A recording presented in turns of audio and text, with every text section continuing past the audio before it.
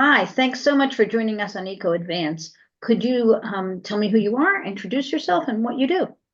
So I'm Sandro Lanfranco. I'm a professor at the University of Malta. I teach plant biology, botany, and vegetation ecology. And how do you see the restoration landscape in Malta, both from your own perspective and the projects you've done, and from the project from the idea of educating the next generation of ecologists and restorationists? Well, in a place where much of the land area has been degraded by human activity for the past 7,000 years, there are plenty of opportunities for restoration if done properly. Just now, restoration initiatives have mostly been piecemeal, token initiatives to give a politician a platform to say that we're doing something, and therefore we've got plenty to learn. But with the European directives on restoration, then perhaps we'll start moving forward in the direction of systematic scientific restoration. So the nature restoration law really is your kind of hope for the future in terms of Well, being scientific. yeah, absolutely. Because now it's no longer a choice. Now it has to be done.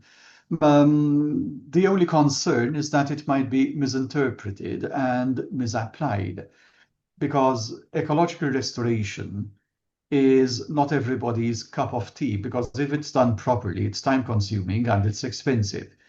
Yet people, politicians particularly, often want quick fixes and rapid results. So even in some past restoration schemes, when you're telling some government person that the results will become evident in 50 years' time, uh, they almost get a heart attack because they want results tomorrow. And that obviously is not possible. It is only possible if the restoration procedures are short-circuited and the shortcuts that we should not be taking are taken. And so, in terms of the member states like Malta having to do a restoration plan, do you see are your students working on it? Are you involved in how do you see that progressing? Yeah, absolutely. So even before the restoration law came into force, I already had students working on ecological restoration. Some of it was on a whole ecosystem basis, others were on the basis of specific species. But in all cases, it was restoration that was done according to a schedule, according to a plan, and informed by the past states of the environment. So it's not just some sort of gardening wish list, so to speak. It's, let's look up whatever evidence there might be that tells us what used to grow here in the past. We used to have to decide at what point in the past we want to look at as well. Because we can't choose a point in the past that is no longer plausible for restoration. So we more or less converged on using the climax communities that would persist under present climatic conditions. And we mostly did this not just through teaching programs, in fact, not even mainly through teaching programs, but through dissertation projects at master's level or above. So as time goes on, we're getting more and more scope, more and more opportunity for asking students to do this sort of work. So, when you look at the nature-based solutions perspective, is that the kind of nature restoration you see the new law promoting? Well, anything that is not artificial, anything that is not contrived is what we're after. Nature-based solutions are obviously the way to go as we see it. Nature might sometimes need a bit of I wouldn't say a helping hand, that would be arrogant and presumptuous, but we might need to modify the conditions somewhat back to what they would have been before humans changed them almost irreversibly. So, yeah, I do see these nature-based solutions as the way forward. Can you give me an example of a project in Malta that you think will really provide a good foundation for the future of such projects? Yeah, that's a very good question. A few years ago, one of my master's students worked on a restoration plan for a coastal park, for a coastal environment that was declared as a park by the government. Now, the thing is that this is an area of mainly agricultural land and human activity that was declared a park not because of any outstanding natural assets, but more for some political reasons here and there to prevent it from falling into the wrong hands, etc. And as soon as that happened, you started getting people jumping on the restoration bandwagon. So this is a coastal area with high winds and high salt salinity. And within a few months, a firm of architects has proposed afforesting the whole place and came up with detailed graphics showing how the place would look if it were a forest. Now we're talking about an island in which forests don't really grow. And when they grow, it's never close to the coast.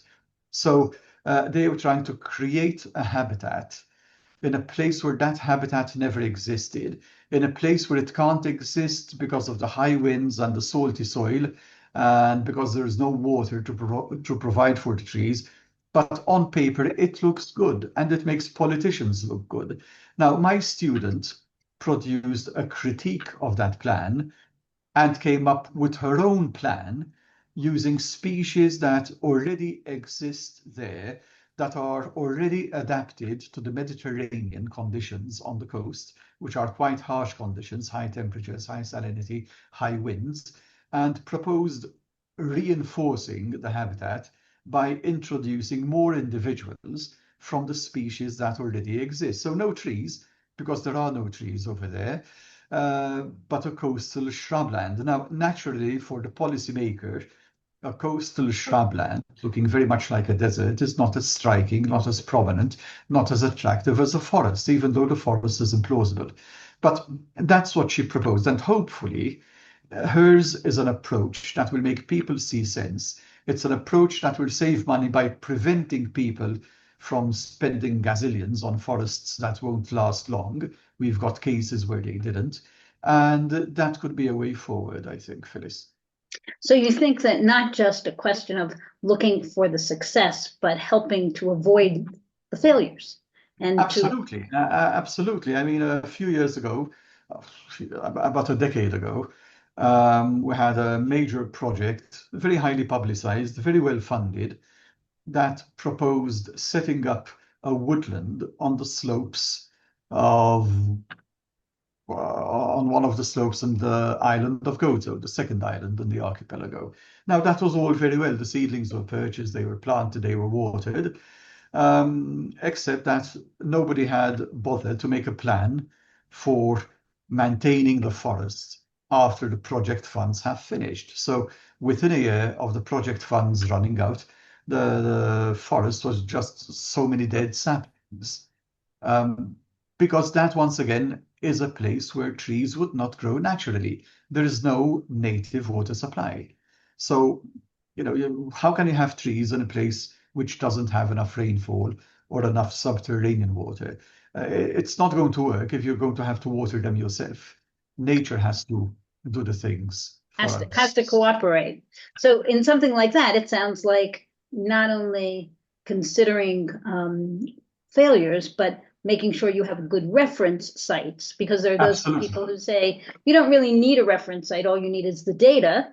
And you're saying, no, you really need to better understand the data from that site. That's correct. We need to go back into the past, Phyllis, looking at what used to grow there, at least over the past few centuries. With these things, it's always a balance. Go back too far into the past, and the climate would have been different. So, what we're doing is looking at old maps, old pieces of writing, old documents, which all might give some hints as to what used to grow there. And all the hints that we're getting all speak of shrubs, not trees in most cases. So how can we presume to create, for the sake of argument, a forest in a place where there was never a forest. So it's somewhat historical ecology as well. You're It teaching your is absolutely, it is absolutely. And my students are involved in that. So you're teaching your students a whole variety of skills, including just not only understanding the vegetation and the flora and the fauna, but understanding analysis and history and Yeah, all of understanding the. the context.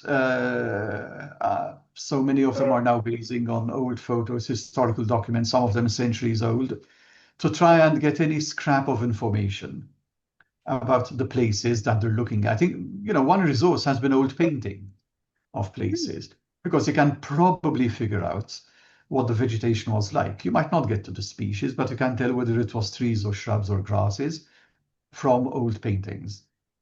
That's interesting. So what you're saying is not just nature-based solutions from the perspective of helping the current situation, but understanding the context from the former situations. Phyllis, the present is just one point in time along a journey from the past to the future. So for our restoration to make any sense and to have any chance of success, we've got to figure out where it's coming from and where it's probably going to.